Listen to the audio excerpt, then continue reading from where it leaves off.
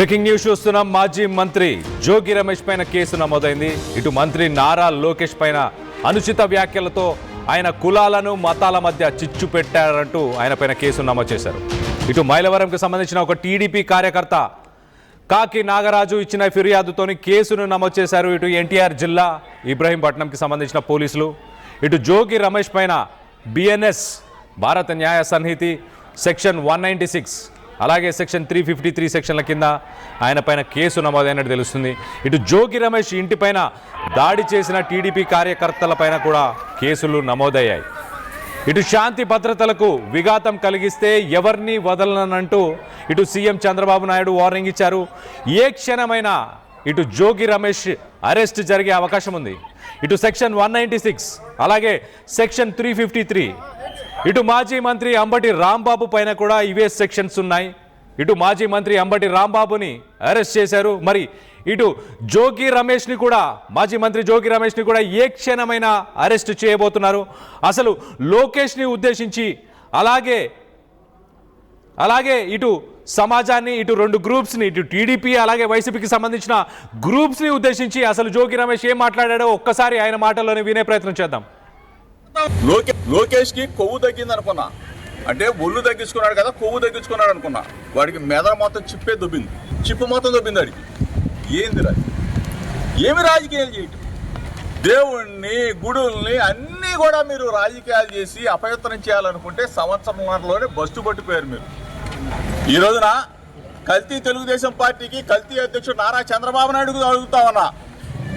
లడ్డూ కల్తీ అన్నావు, లేకపోతే పరకామణి కేసు అన్నావు, లేకపోతే నా మీద పెట్టిన కల్తీ మద్యం అన్నావు. కల్తీ మద్యం కేసులో రారాబాబు చంద్రబాబు నాయుడు, రారాబాబు లోకేష్ అని చెప్పేసి పిలిచా. సిబిఐ ఎంక్వైరీ ఏమైనా కోరా, నార్కో ఎనాలిసిస్ టెస్ట్ చేయరా బాబు అని కోరా. ఒకటి కాదు రెండు కాదు, తిరుమల వెంకన్న దగ్గరికి వస్తానన్నా, దుర్గ గుడికి వస్తానన్నా, చంద్రబాబు నాయుడు ఇంటికి కూడా వస్తానని చెప్పా. ఆఖరికి లేదు మీరు రాలేకపోతే నా ఇంటికి కూడా ఆహ్వానించా. ఏది చేయకపోగా 83 రోజులు జైల్లో పెట్టారు. రాక్షస ఆనందం పొందారు. ఏం చేయగలవు ఇంతకన్నా? నన్ను చంద్రబాబు నాయుడిని అడుగుతా ఉన్నా, చంద్రబాబు నాయుడు కొడుకు లోకేష్ని అడుగుతా, ఏం చేయగలరా బాబు మీరు? నా గొంతు నొక్కేయగలరా? వైఎస్ఆర్ కాంగ్రెస్ పార్టీ జెండాని నా నుంచి దూరం చేయగలరా? జగన్మోహన్ రెడ్డి గారిని మరలా ముఖ్యమంత్రి చేసే వరకు కూడా ఈ పోరాటం ఆగదు. అంటే సంవత్సరాల కాలంలోనే మీ మీద ప్రజలకి ఏహిభావం. మీరంటే అబద్ధాలు మోసాలు కల్తీ అని చెప్పేసి తెలిసిపోయింది. ఒకటి కాదు రెండు కాదు, మీరు చేసే మోసాలు సంవత్సరాల కాలంలో దోచుకోవటం దాచుకోవటం. ఎన్ని దేశాలు తిరుగుతారు మీరు? దావోసులు, ఆస్ట్రేలియాలు, అమెరికాలు, అంతరిక్షాలు, చంద్రమండలాలు, పెట్టుబడులు అంట, వరద అంట. ఏంది వరద? ఏ వరద వస్తుంది? అన్ని నుంచి వస్తుంది వరద. దావోసు పోయి డబ్బా మాటలు చెప్తూ దవాఖానాల్లో మందులు లేవురా బాబు చంద్రబాబు నాయుడు. పేషెంట్లు అల్లాడుతూ ఉన్నారు, చచ్చిపోతూ ఉన్నారు ఆరోగ్యశ్రీ లేక. దావోసు పోయి డబ్బాలు కొట్టడం కాదు, ఇక్కడ హాస్పిటల్లో పాపం ఆరోగ్యశ్రీ బిల్లులు కట్టండి. ఇటు పార్టీ జెండాని వైఎస్ఆర్సీపీ పార్టీ జెండాని నా నుంచి దూరం చేయగలరా? ఇటు జగన్ని ఖచ్చితంగా సీఎం చేసేదాకా ఈ పోరాటాన్ని నేను కొనసాగిస్తానంటూ అలాగే డావోస్కి వెళ్ళి డబ్బా కొట్టుకున్నారా? అసలు ఏం చేశారు మీరు అంటూ మొత్తానికైతే ఇటు జోగి రమేష్ ప్రశ్నించారు. ఆయన పైన ఇప్పుడు ప్రస్తుతానికి 2 కేసులు నమోదయ్యాయి 2 సెక్షన్ల కింద. సెక్షన్ 196 అలాగే సెక్షన్ 353. సెక్షన్ 196 2 గ్రూపుల మధ్య వాళ్ళ మధ్య చిచ్చు పెట్టడానికి, వాళ్ళని రెచ్చగొట్టడానికి చేసే వ్యాఖ్యలుగా పరిగణించడం.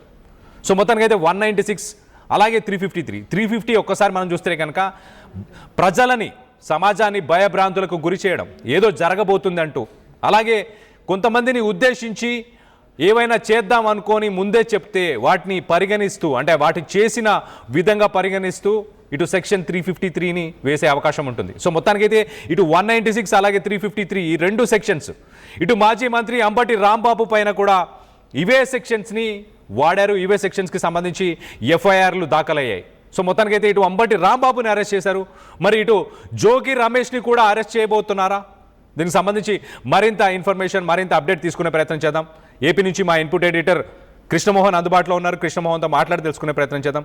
కృష్ణమోహన్, ఇటు అంబటి రాంబాబు కేసులో చూసినా, ఆయన విషయంలో చూసినా ఇవే సెక్షన్లో అక్కడ నమోదయ్యాయి. ఇప్పుడు జోగి రమేష్ విషయంలో కూడా అవే సెక్షన్స్ 196, 353. దాంతోపాటు మరి ఈయన చేసిన కామెంట్స్ని వీటన్నిటి పరిగణలోకి తీసుకొని జోగి రమేష్ని మరొకసారి అరెస్ట్ చేయబోతున్నారా?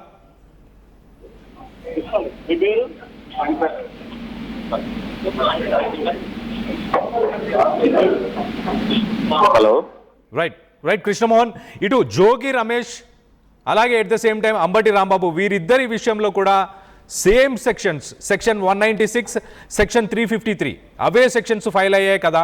సో ఇటు జోగి రమేష్ని ఏ క్షణమైనా అరెస్ట్ చేసే అవకాశం ఉందా? డెఫినెట్ గా కొంత వ్యవహారం అయితే కనబడుతుంది. అయితే ముఖ్యమంత్రి చంద్రబాబు ఇందాక ఆదేశాలు మాత్రం ఎవరు లైన్ చెప్పినా ఒప్పుకునేది లేదు, మా పార్టీ వాళ్ళే కాదు ఇతర పార్టీ వాళ్ళని కూడా ఒప్పుకునేది లేదు అని చెప్తున్నారు. అయితే ఇప్పుడు మంత్రి నారా లోకేష్ మీద అనుచిత వ్యాఖ్యలు చేసిన కాదు, కులాలు మతాల మధ్య చుట్టు పెడుతున్నారంటూ మైలవరం టీడీపీ కార్యకర్త కాకి నాగరాజు ఇచ్చిన ఫిర్యాదుతో జోగి రమేష్ మీద బిఎన్ఎస్ 198, బిఎన్ఎస్ 196, 353 సెక్షన్స్ కింద కేసు నమోదైంది. అయితే ఈ కేసు మీద పోలీసులు ఏ విధంగా రియాక్ట్ అవుతారు ఏంటి? ఎందుకంటే ఇటీవల కాలంలోనే జోగి రమేష్ జైల్లో 96 రోజులు ఉండి ఆయన కూడా బయటకు వచ్చిన పరిస్థితి, బెయిల్ మీద ఉన్నారు ప్రస్తుతం.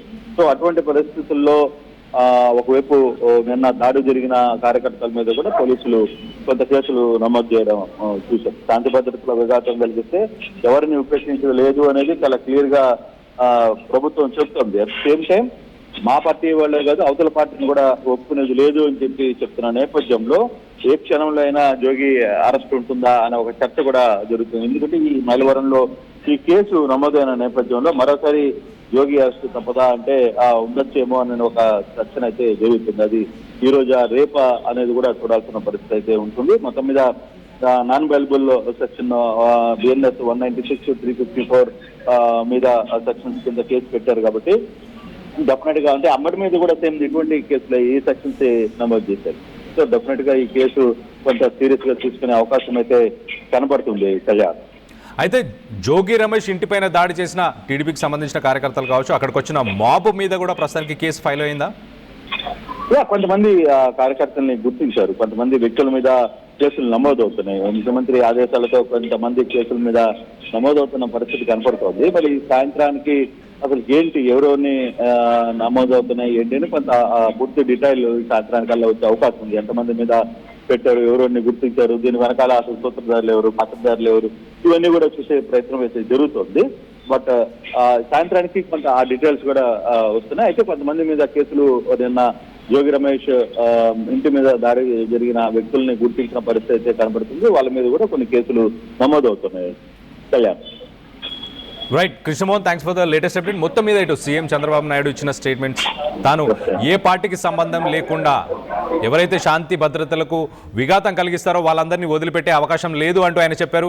ఇటు టీడీపీకి సంబంధించిన కార్యకర్తలు ఎవరైతే జోగి రమేష్ ఇంటిపై దాడి చేశారో, పెట్రోల్ బాంబులు వాడి దాడి చేసే ప్రయత్నం చేశారో వాళ్ళపైన కూడా కేసులు ఫైల్ అయ్యాయి. మొత్తానికైతే ఇటు శాంతి భద్రతలకు విఘాతం కలిగించేలాగా ఇటు జోగి రమేష్ ఏవైతే కామెంట్స్ చేశాడో, ఇటు ప్రజల్ని ఒక 2 గ్రూపులను రెచ్చగొట్టేలాగా, 2 పార్టీలను రెచ్చగొట్టేలాగా, అలాగే ప్రజల్ని భయభ్రాంతులకు గురి చేసేలాగా ఆయన మాట్లాడిన మాటలు ఉన్నాయంటూ ఇటు టీడీపీకి సంబంధించిన ఒక కార్యకర్త ఇచ్చిన కంప్లైంట్ ప్రకారం ఇటు సెక్షన్ 196 అలాగే సెక్షన్ 353 ఈ రెండు సెక్షన్ల పైన ప్రస్తుతానికి కేసు నమోదైనట్టు తెలుస్తుంది.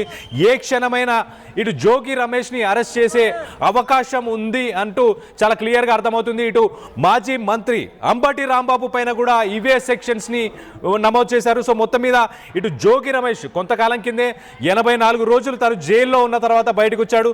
సో మొత్తం మీద మరొకసారి ఇటు జోగి రమేష్ని అరెస్ట్ చేయబోతున్నారా అన్న దానిపై కొంత ఉత్కంఠం అయితే నెలకొనుంది. దీనికి సంబంధించి మీరేమనుకుంటున్నారు? మీ అభిప్రాయాలని కింద కామెంట్ రూపంలో తెలియపరచండి.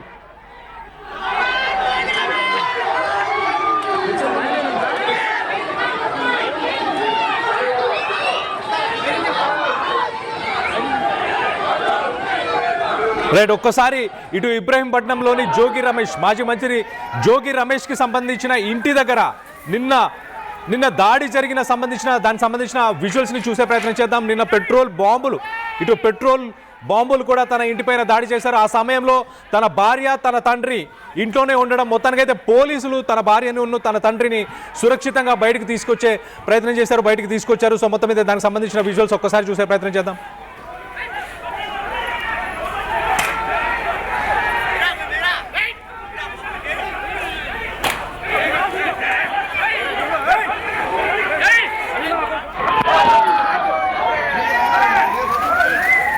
చరిత్ర సృష్టించినోడు